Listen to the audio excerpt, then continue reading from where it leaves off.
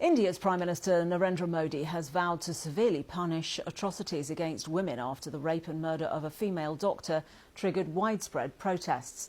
Thousands of women walked through the streets of West Bengal. Demonstrations have also taken place in other cities, including Delhi. Protests and strikes by medical staff have been fuelled by anger over the initial handling of the case, with accusations of an attempted cover-up by the local authorities. These people in Kolkata are demanding change. We feel that on the eve of independence, we women also need our independence back. And for a long time, we have suffered this sort of insecurity where we couldn't roam the streets at night, we couldn't go anywhere. Even if there was some kind of emergency, we couldn't leave our homes. We had to stay inside because of this insecurity, this fear of men outside who could potentially harm us. Now, as a woman, I travel by public transport every day and I get harassed each and every day. But we have normalized this. We think that it is normal to get harassed because it will happen. We are born as a biological women in this country and this will happen in our country. But I think enough is enough. Now it's time to like rise out in protest, rise in rage, because this cannot go on. Well, our correspondent Salman Ravi gave us this update from the demonstrations.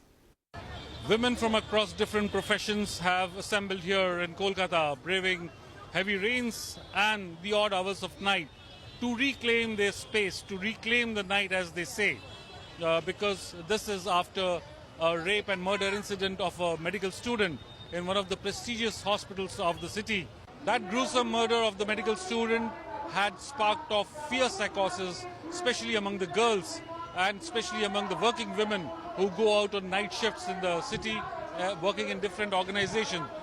This was a gruesome murder, and there were protests from the doctors and the medical services in Kolkata and the state and in different parts of India remained paralyzed, crippled because of the demonstration and protests by the doctors who are demanding a fair investigation, though the matter has been handed over to a prime investigating agency of India, the Central Bureau of Investigation.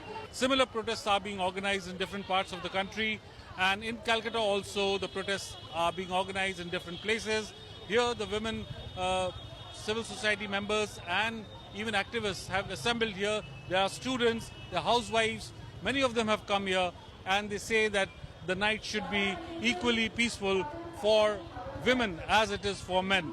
They should also feel the confidence of traveling and going out to work in the night.